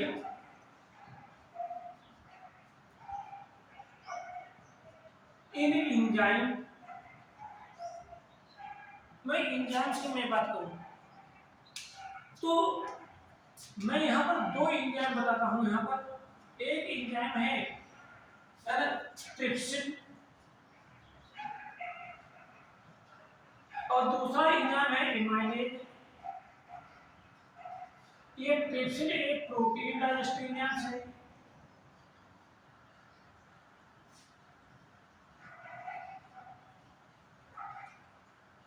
ट्रिप्सिन क्या है बेटा, प्रोटीन डाइजेस्टिव एंजाइम है। एमाइलेज क्या है, कार्बोहाइड्रेट्स यानी स्टार्च डाइजेस्टिव एंजाइम्स हैं।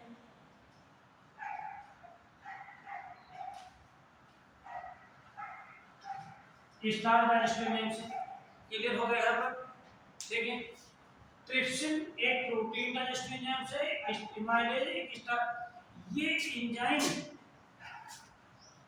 ह्यूमन में तो है ही, तो सब लोग जानते हैं, लेकिन जितने भी एनिमल्स हैं सभी में प्रोटीन का, मतलब यहाँ तक कि प्रोटोजोआ का जो एनिमल अमीबा है उसमें भी प्रोटीन का डाइजेशन करने वाला एंजाइम ट्रिप्सिन प्रेजेंट होता है, और कार्बोहाइड्रेट में स्टार्च का डाइजेशन करने वाला एमाइलेज एंजाइम प्रेजेंट होता है।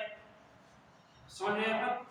तो हम देख रहे हैं ना, जितने भी जंतु होते हैं ना उनके जो डाइजेशन की जो व्यवस्था होती है, अरेंजमेंट होता है, डाइजेशन की जो प्रोसेस होती है उसमें सिमिलरिटी आई नहीं है, वो आई नहीं है। ठीक, सिमिलरिटी में इन डाइजेशन की सिमिलरिटी में क्या है, ये समानता पाई जाती है। यदि हम ध्यान देंगे यहाँ पर हीमोग्लोबिन की मैं बात करूं, इन्हें स्ट्रक्चर ऑफ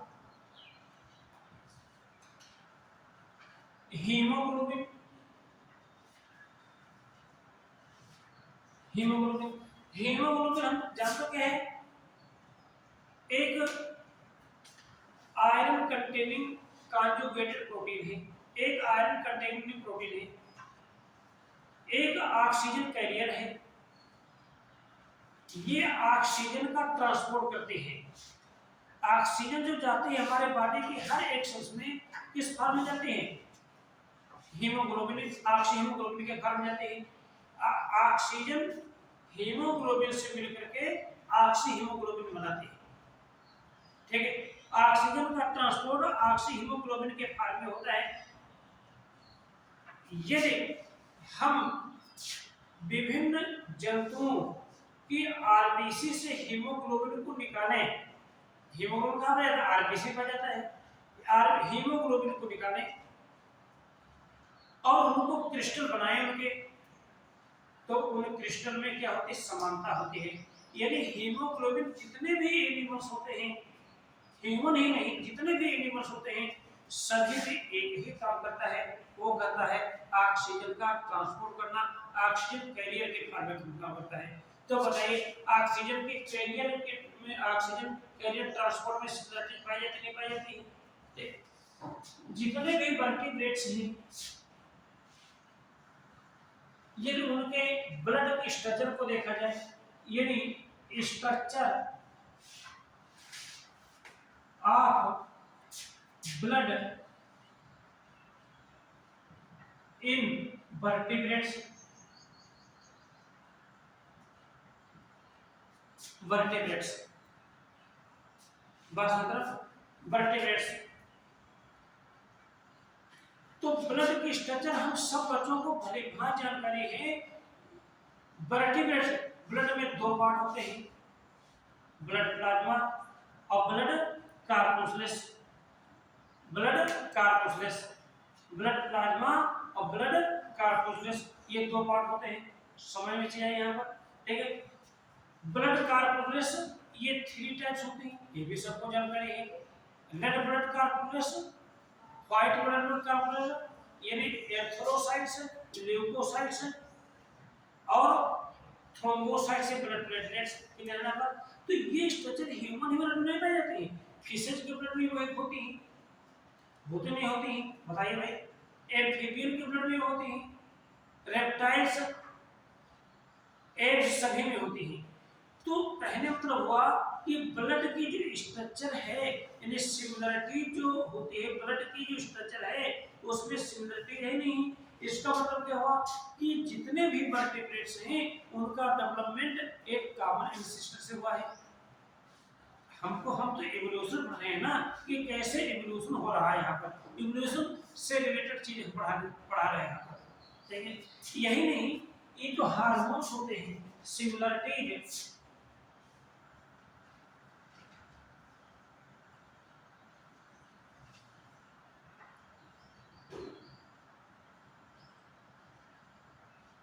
इन हार्मोन्स इसमें स्पेसिफिक रूप से जो हार्मोन है यानी थायरॉक्सिन और भी बहुत सारे हैं। थायरॉक्सिन हम जानते थे, थायरॉक्सिन एक मेटाबॉलिक हार्मोन है। थायरॉक्सिन क्या है? What is thyroxine? एक क्या है? मेटाबॉलिक हार्मोन है। यहाँ यानी हमारे बॉडी में जो मेटाबॉलिक जो प्रोसेस होती है और रेगुलेट बनी रहती है इस हार्मोन के प्रेजेंस में। और ये हार्मोन्स के कम ज्यादा हो गया तो मेटाबॉलिक एक्टिविटी क्या हो जाएगी? गड़बड़ हो जाएगी। जानते हो कि 90% महिलाएं जो होती हैं थायराइड का शिकार होती हैं। ऐसी बात नहीं है ना? क्यों? क्योंकि ये थायरॉक्सिन या तो कम हो उनके बॉडी में बनना है या ज्यादा बनना है। थायराइड की शिकायत रहती है कहते हैं यहाँ पर, ठीक। तो कहने मतलब हुआ कि ये जो थायरॉक्सिन है ना ये सीक्रेट होता है। थायरॉक्सिन हार्मोन का सीक्रेट होता है थायराइड ग्लैंड से। किसे क्या होता है? ये थायराइड ग्लैंड कहाँ होती है? नेक में होती है। यदि एक जंतु के थायरॉक्सिन को निकाल करके दूसरे जंतु में प्रवेश करा दिया जाए तो वो समान रूप से कार्य करने लगता है। काम करने लगता नहीं काम करने लगता है। बात मतलब एक जंतु के थायरॉक्सिन को निकाल करके ये दूसरे जंतु में, आपने देखा होगा कि अब तो इंडिया हमारा बहुत डेवलप हो चुका है। हर एक हार्मोन मेडिकल स्टोर पर अवेलेबल है। इंसुलिन हार्मोन जितना चाहे उतना आप खरीद लीजिए। हमारे बायोटेक्नोलॉजी के वैज्ञानिकों ने बहुत सारा इंस्टीट्यूट में पढ़ाना चाहता हूं बायोटेक्नोलॉजी, लेकिन मेरे पास इसमें नहीं है, वो डिटेल्स में पढ़ाता बायोटेक्नोलॉजी, ठीक है, कि कैसे हम बनाते हैं कि इंसुलिन हार्मोन कैसे बना यहाँ पर। लेकिन जब इंसुलिन हार्मोन नहीं बना था ना तो लोगों का ट्रीटमेंट कैसे किया जाता था? जो ग्रेजिंग मैमल्स होते हैं ना ये जब काटे जाते थे बासाहेब पर, तो इनके पैनक्रियाज से इंसुलिन को निकाल लिया जाता था और इसी इंसुलिन का उपयोग डायबिटिक पेशेंट के ट्रीटमेंट में किया जाता था। लेकिन इतना कहाँ बन पाता था वो? तो हमारे कहने मतलब हुआ कि जो हार्मोन्स का जितने भी चाहे हमारे बॉडी का हार्मोन हो या फिर किसी फिशिज के हों या किसी एम्फीबियन से हों, उनके हार्मोन्स को हम निकालें, उनके केमिकल कंपोजिशन को देखें, उनके फंक्शन को देखें, तो बताइए फंक्शन में समानता होती नहीं है। भाई ग्रोथ हार्मोन ग्रोथ ही करेगा ना, ये हमारे बॉडी का हो या किसी की बॉडी का हो। थायरॉक्सिन हार्मोन मेटाबॉलिक कंट्रोल हमारे बॉडी में करेगा, उनमें भी करेगा कुल मिलाकर के, ठीक है ना? जैसे इन्हें प्रोलैक्टिन हार्मोन मिल्क प्रोडक्शन करेगा कि हमारे बॉडी में हो या किसी भी एनिमल्स की बॉडी में हो।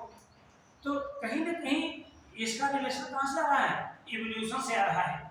जैसा यहाँ पर हम जानते हैं ना कि हमारे बॉडी में, हम ह्यूमन बीइंग में कितने प्रकार के ब्लड ग्रुप होते हैं? 4 प्रकार के होते हैं, सबको जानकारी है। तो यदि कहने मतलब हुआ similarities in blood group,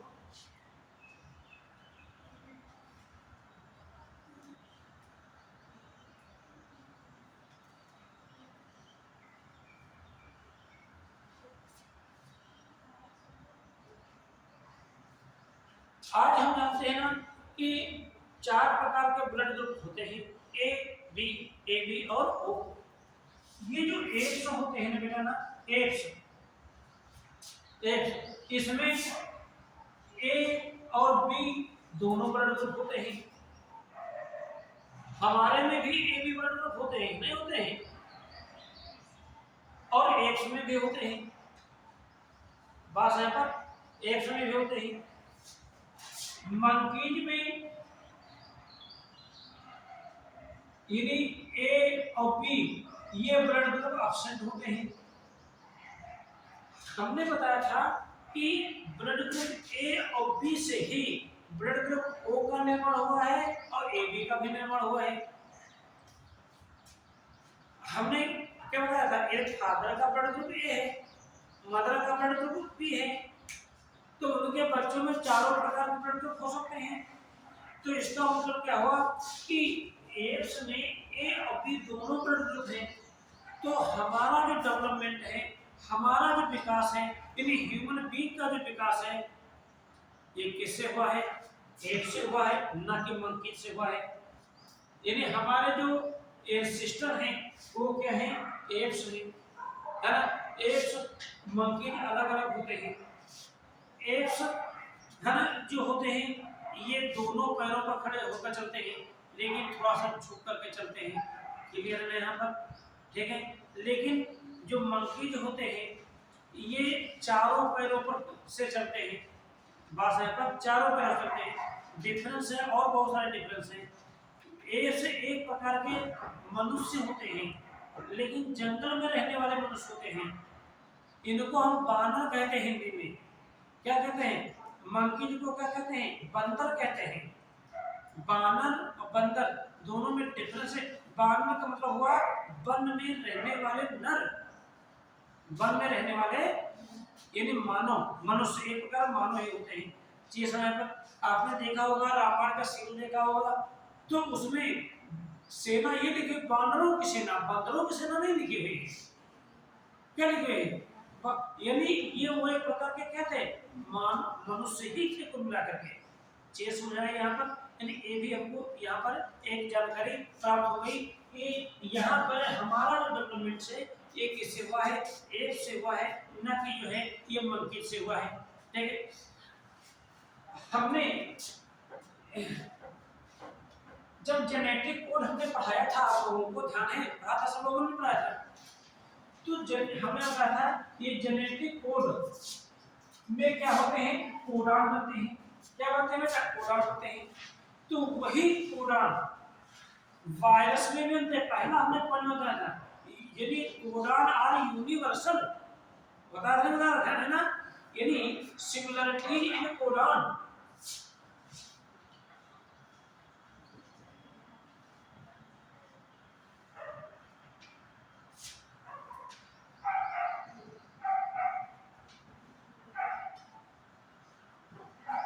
codon, अरे भाई जो एक यू कोडान होगा ना सभी में, कि हमारे में हो या वायरस में हो या बैक्टीरिया में हो या किसी भी एनिमल्स में हो, तो ए यू कोडान जो होगा, ए यू जी कोडान होगा, ये सभी में इनिशियल कोडान ही माना जाएगा। प्रोटीन सिंथेसिस की प्रोसेस यही से स्टार्ट होगी, ना कि दूसरे से होगी। 64 कोडान सभी में होंगे, बात समझाए पर। एक ये टर्मिनेटर कोडान भी उसी प्रकार से होंगे। तो कोडान में एक प्रकार की सिमिलरिटी जो होती है ये देखने को ये पाई जाती है। कोशिका के अंदर जो प्रोटीन सिंथेसिस की जो प्रोसेस होती है वो सभी में एक ही जैसी होती है। सभी में क्या होती है? एक ही जैसी होती है, कोई डिफरेंस नहीं आता है। ठीक है। यहाँ तक कि एनर्जी का जो ट्रांसफॉर्मेशन है वो सभी में एक ही जैसा होता है। एनर्जी का ट्रांसफॉर्मेशन हम जानते हैं ना कि एनर्जी जो होती है हमारे बॉडी में सेल्स के अंदर एटीपी के रूप में होती है। Energy is stored in the cells in the form of the ATP molecule. ATP कहाँ होता है? माइटोकॉन्ड्रिया के अंदर होता है। कहाँ होता है? माइटोकॉन्ड्रिया के अंदर होता है। माइटोकॉन्ड्रिया में एक पोर्शन होता है जिसको क्रिस्टी कहते हैं। ध्यान आया? क्या होता है? क्रिस्टी होते हैं। क्रिस्टी में ऑक्सीसोम प्रेजेंट होते हैं। ऑक्सीसोम वाला जो हेड होता है उसमें एटीपी सिंथेटेज एंजाइम होता है। ये एटीपी सिंथेटेज एंजाइम एटीपी का फॉर्मेशन करता है। हमारे बॉडी की सेल्स की पूरी एनर्जी एटीपी के रूप में स्टोर होती है। सेल को जब डिफरेंट फंक्शन करने होते हैं ना, तो फंक्शन करने के लिए चाहिए एनर्जी। क्या चाहिए? एनर्जी। और एनर्जी स्टोर है किसमें? एटीपी के फॉर्म में होते हैं। तो ऐसे कंडीशन में क्या होता है? एटीपी से एक फास्फेट जो रेडिकल होता है ये अलग हो जाता है और एटीपी बदल जाती है एडीपी में। किसमें बदल जाती है? एटीपी में बदलती है और एनर्जी रिलीज होती है। यही एनर्जी जो होती है ना डिफरेंट टाइप फंक्शन में क्या होते हैं ये यूज की जाते हैं। लेकिन सेल्स के अंदर एनर्जी एटीपी को रिजल्ट का जैसे जब रेस्पिरेशन होता है तो फास्फेट रेडिकल रिलीज होते हैं। ये फास्फेट रेडिकल फिर एटीपी से जुड़ करके फिर एटीपी बना लेते हैं। ये एटीपी एटीपी साइकिल जो होती है ये लगातार इसी प्रकार से ये चलती रहती है। तो ये जो एनर्जी का जो ट्रांसफॉर्मेशन है वो सभी में एक जैसा होता है। यानी हम फिजियोलॉजी का मतलब होता है सेल्स के अंदर होने वाले विभिन्न प्रकार की जैविक क्रियाओं का अध्ययन। यदि हम विभिन्न प्रकार की जैविक क्रियाओं का अध्ययन करें, चाहे वो डाइजेशन करें या रेस्पिरेशन करें, बात है पर है ना, या क्या होता है, तो सभी में एक प्रकार की क्या है, एक प्रकार की सिमिलरिटी जो होती है हमको देखने को मिलती है। बायोकेमिस्ट्री में यानी सेल्स की स्ट्रक्चर में सेल्स के अंदर पाए जाने वाले जो ऑर्गेनिक और इनऑर्गेनिक मॉलिक्यूल्स होते हैं उनको हम स्टडी करें तो सभी में एक ही जैसा होता है। जितने सेल ऑर्गेनल होते हैं सब एक ही जैसा काम करते हैं। देखिए, तो इनमें ये समानता देखने को मिलती है। ऐसा महसूस होता है कि ह्यूमन सहित जितने भी है ना एनिमल्स हैं उनका डेवलपमेंट एक कॉमन एंसेस्टर से हुआ है। तो मैंने आज की क्लास में हमने वेस्टिजियल ऑर्गन पढ़ा है, ह्यूमन बॉडी में क्या होते हैं, पूरी एम्ब्रायोलॉजी से रिलेटेड इक्वेशन पढ़ाए हैं, फिजियोलॉजी, बायोकेमिस्ट्री, है ना, साइटोलॉजी इसके बारे में बताया है। कुछ चीजें हैं थोड़ा सा अपने आप पढ़िएगा, जैसे पैलियोंटोलॉजी, फॉसिल्स के बारे में थोड़ा सा मैं आपको बता दूं। फॉसिल्स होते क्या हैं, जो प्रीजर्व पार्ट होते हैं आपके प्लांट एंड एनिमल्स को, जो लाखों करोड़ों वर्षों से तब गए थे, उनको क्या कहते हैं, फॉसिल्स कहते हैं। इन फॉसिल्स के अध्ययन से ही यानी इवोल्यूशन प्राप्त होता है। ह्यूमन का इवोल्यूशन, एलिफेंट का इवोल्यूशन, हॉर्स का इवोल्यूशन, ठीक है ना, इस सब का इवोल्यूशन फॉसिल्स रिकॉर्ड पर डिपेंड है। आपने देखा होगा कि डायनासोर डेवलप हुए थे, अब तो है नहीं, फॉसिल्स के बेस पर ही उनकी जानकारी की गई है ना। घोड़े का इवोल्यूशन, जो आज घोड़ा देख रहे हैं 1.5 मीटर ऊंचा है, लेकिन कभी ये घोड़ा यानी केवल 30 मीटर ऊंचा होता था, ठीक है, बिल्कुल एक डाग जैसा था छोटा सा, लेकिन धीरे धीरे इसमें एडाप्टेशन हुआ। तो फॉसिल रिकॉर्ड के बेस पर ये है, फॉसिल रिकॉर्ड के बेस पर 5 एरा बनाए गए, archaeozoic era, proterozoic era, palaeozoic era, mesozoic era, cenozoic era, ये 4 एरा, 5 एरा बनाए गए। हर एक एरा में कुछ ना कुछ चेंजेज आया, एक प्रकार के एनिमल डेवलप हुए, दूसरे प्रकार के डिस्ट्रॉयड हो गए, ये एक सीक्वेंस चलता रहा, ठीक। इसको हम थोड़ा सा अपने आप पढ़ लेंगे, ठीक, इसको हम नोट्स भेज देंगे ग्रुप पर, थोड़ा सा पढ़ लेंगे अपने आप, ठीक, और नेक्स्ट टर्न पर थोड़ा सा हम आगे जो है बायोटेक्नोलॉजी या इम्यूनोलॉजी में आपको कहूँगा, जो बहुत ही इंपॉर्टेंट चीज होगी हमारे बॉडी से रिलेटेड है, इम्यूनोलॉजी। इम्यूनोलॉजी यानी बॉडी की प्रोटेक्शन अपने की हम कैसे करें, ठीक है, जो काफी इंपॉर्टेंट है और एग्जाम से रिलेटेड बहुत सारे क्वेश्चन पूछे जाते हैं।